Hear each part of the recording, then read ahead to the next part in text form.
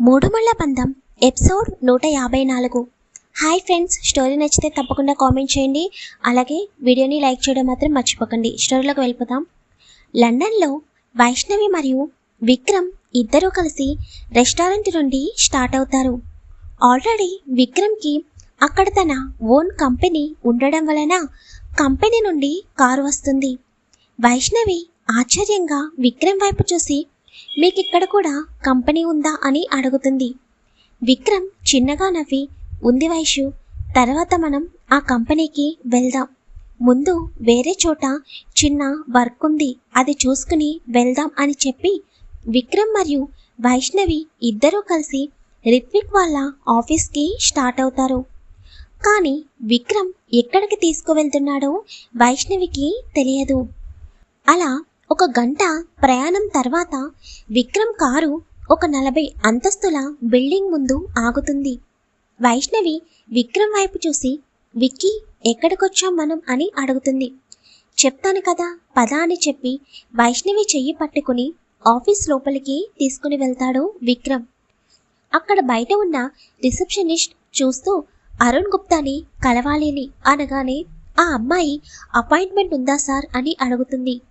విక్రమ్ వెంటనే తన పాకెట్లో ఉన్న ఒక కార్డు తీసి ఆ అమ్మాయికి చూపెట్టగానే ఆ అమ్మాయి కొంచెం భయంగా విక్రమ్ వైపు చూసి, నేను సార్కి కాల్ చేసి చెబుతాను, మీరు ఒక్క నిమిషం వెయిట్ చేయండి సార్ అని చెప్పి త్వరగా ఆ అమ్మాయి అరుణ్ గుప్తా పిఏ అయిన రవికి కాల్ చేస్తుంది.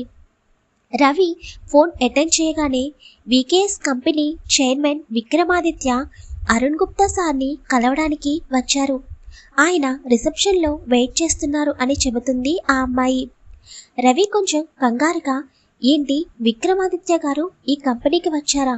నేను వెంటనే అరుణ్ గుప్తా సార్కి చెబుతాను అని రవి అక్కడ నుండి అరుణ్ ఛాంబర్లోకి వెళతాడు.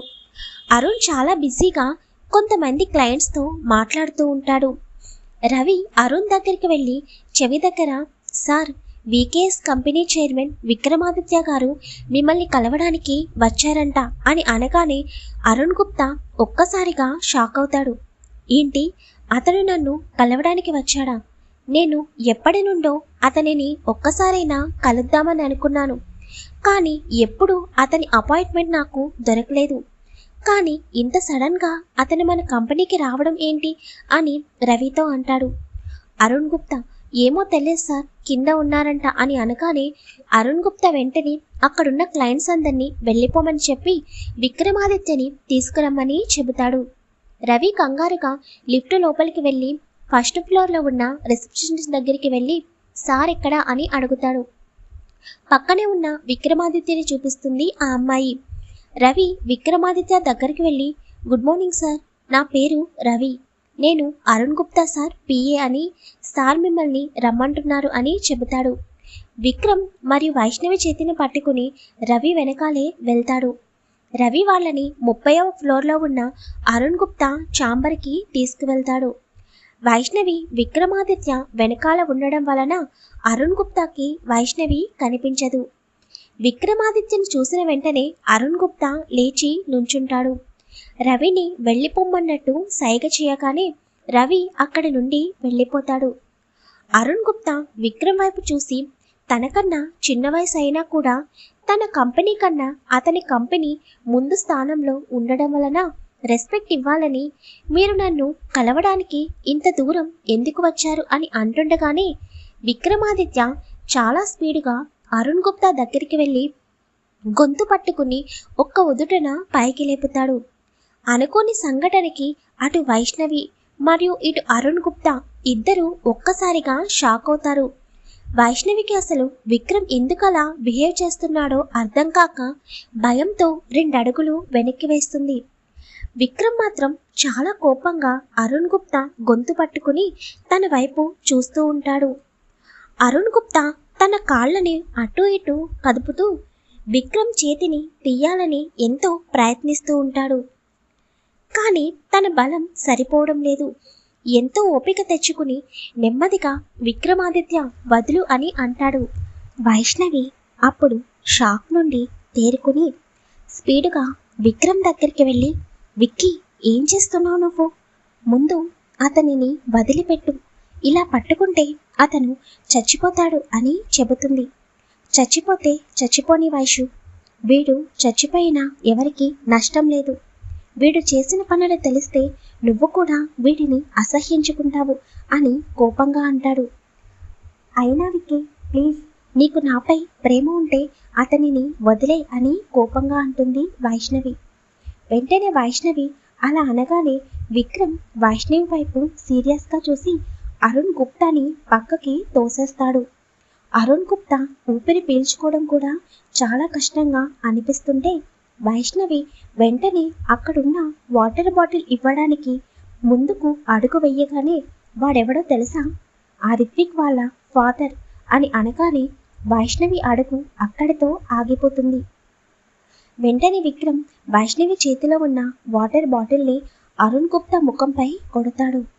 అరుణ్ గుప్తా బాటిల్ తీసుకుని వాటర్ గడగడా తాగేసి కొంచెం స్థిమితపడ్డ తర్వాత విక్రమాదిత్య వైపు చూసి పైకి లేచి, ఎందుకు నువ్వు నా గొంతు పట్టుకున్నావు, అసలు నేను ఏం చేశాను అని అంటాడు. కానీ అప్పటి వరకు కూడా అరుణ్ గుప్తా వైష్ణవి వైపు చూడడు. ఏం చేశాను అని అంత చిన్నగా అడుగుతున్నావా? నువ్వు నా భార్యని చంపించడానికి మనుషులను పంపించావు. నా ప్రాణానికి ప్రాణమైన నా భార్య చావడానికి ఎన్నో పన్నాగాలు పన్నావు. ఇది సరిపోదా నేను నిన్ను చంపడానికి అని పిడికిలి బిగించి చాలా కోపంగా అంటాడు విక్రమ్.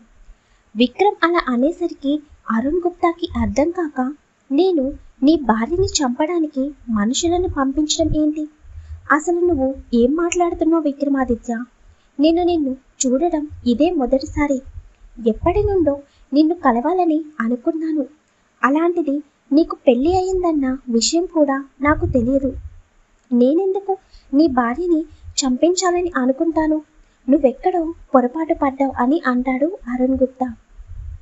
వెంటనే విక్రమ్ పక్కనున్న వైష్ణవి చేతిని పట్టుకుని లాగి తన భుజం చుట్టూ చేతిని వేసి, తనెవరో తెలుసా? నా భార్య వైష్ణవి రుద్రప్రియ అని అనగానే అప్పుడు చూస్తాడు అరుణ్ గుప్తా వైష్ణవి వైపు. వైష్ణవిని చూడగానే ఒక్కసారిగా అరుణ్ గుప్తా కాళ్ల కింద భూమి కంపించినట్టు అనిపిస్తుంది. వెంటనే మనసులో, ఏంటి ఈ అమ్మాయి విక్రమాదిత్య భార్యనా? మరి నా కొడుకు ప్రేమిస్తుంది ఎవరిని? నాకు తెలిసినంత వరకు ఈ అమ్మాయి వైష్ణవి కదా. అవును, నా కొడుకు వెంటపడింది ఈ అమ్మాయే కదా అని మనసులో అనుకుంటూ ఉంటాడు. ఇప్పటికైనా నీకు అర్థమైందనుకుంటా అని అనగానే వైష్ణవి ఒక్కసారిగా షాక్ అవుతుంది. తనకంతా గజిబిజిగా అనిపిస్తుంది. తన ఎదురుగుండా ఉన్న వ్యక్తి రిత్విక్ వాళ్ళ ఫాదర్ అనేది ఒక షాక్ అయితే, రెండవది తనని చంపించడానికి రిత్విక్ వాళ్ళ ఫాదర్ మనుషులను పంపించాడు అని తెలుస్తుంటే వైష్ణవికి కోపం, బాధ రెండు కలగలిపి వస్తాయి. హాయ్ ఫ్రెండ్స్, స్టోరీ చూస్తే తప్పకుండా కామెంట్ చేయండి. అలాగే వీడియోని లైక్ చేయడం మాత్రం మర్చిపోకండి. ఛానల్ని సబ్స్క్రైబ్ చేసుకోండి.